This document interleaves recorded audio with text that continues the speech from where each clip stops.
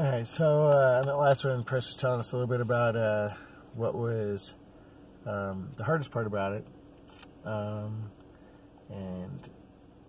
you know, she asked me the same. I was thinking a lot of it, I think, was, for me, the hardest part was pressure, I guess, of thinking, like, ooh, Chris is coming, and I wasn't, like, getting anything, you know? And, like, I was like, you know, like, I really hope that this turns out, you know, and that we get into some kind of score because, you know, she's going to come all the way out here, and, you know, and we might bust or whatever, but she brought all the luck with her. Yeah, I was nervous. Yeah, I was nervous. I'm not getting anything. That you were coming, yeah. And so then I was like, I was remember like the day that you came, you didn't get there until like, what was it, 12 o'clock or something? It was like 10:30. Oh, 10:30? Yeah. So like I had hauled ass down there and was rushing down to the bank trying to get there, like, you know, and trying to get into as many as I could. Like I was hoping I could get like some kind of good score, like something to show for my efforts. Like, when are you gonna be here? Because I'm gonna go and hurry up and go hit these banks first. Yeah, definitely. You know, I mean, I hit nothing really, and I was like, I need a good score, find some silver.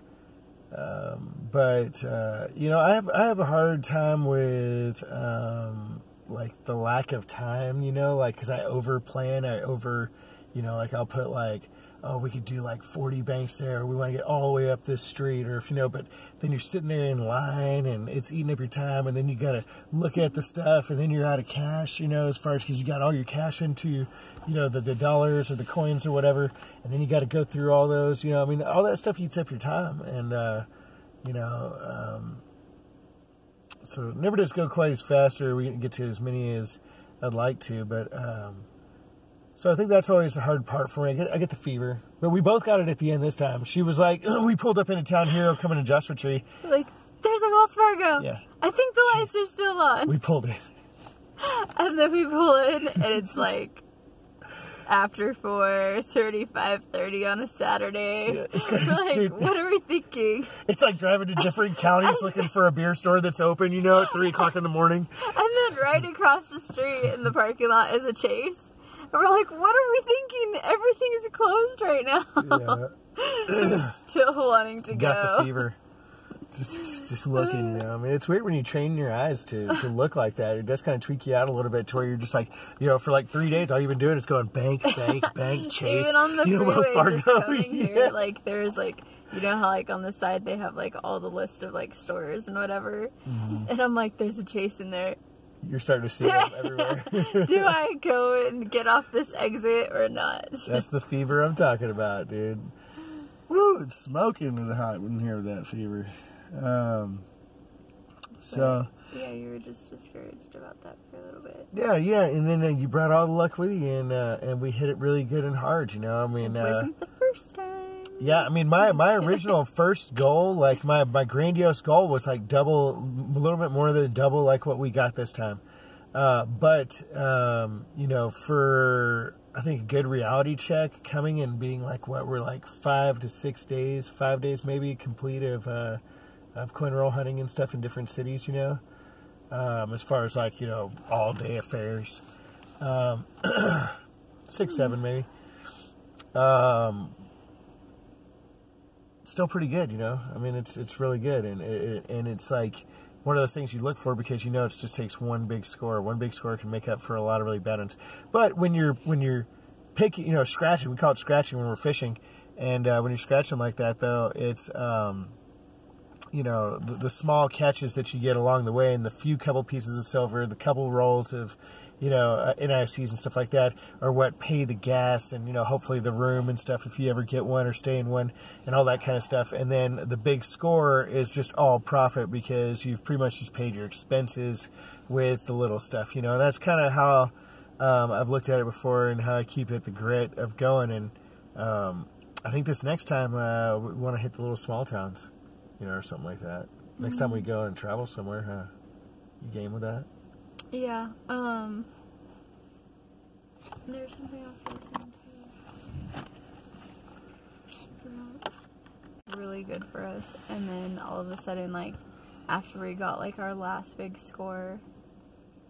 Yeah, so she just remembered about how we had this kind of really interesting thing happen.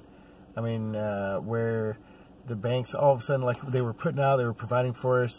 They were all pretty much banks that were servicing not us, like, catering to us. don't have accounts in. Yeah, that we don't have accounts that they didn't have just, to do business totally with cool us. with us exchanging. Sorry, I keep cutting off. No, that's good. And they were cool with us. And so all of a sudden at about like what 2 o'clock or something. Yeah, 2:30. like right after we got our last big score. It was like it just shut down. It was like the universe was telling us, like, you already got some, be okay with that, let's not get greedy, and wait until next time. You know, it was just so weird, because all of those, like you said, all those banks that we were already, like, getting trades for, all of a sudden we're just like, no, you have to have an account. No, can't do anything. Not even making exceptions. Not even, yeah. They've always made exceptions for Even us. going all the way to the vault and coming back to say no. Having it in their hand, they've already gone, made the change out and stuff, bought the change, and then like, nope, sorry. Yeah, which was weird. So you have to learn to like not say anything. Power in the tongue, guys. Yeah. Because as soon as like he started saying like, I'm surprised that they haven't said anything, like coming back from the vault, and then all of a sudden it happened. Like it was So done. we jinxed ourselves. Yeah, totally.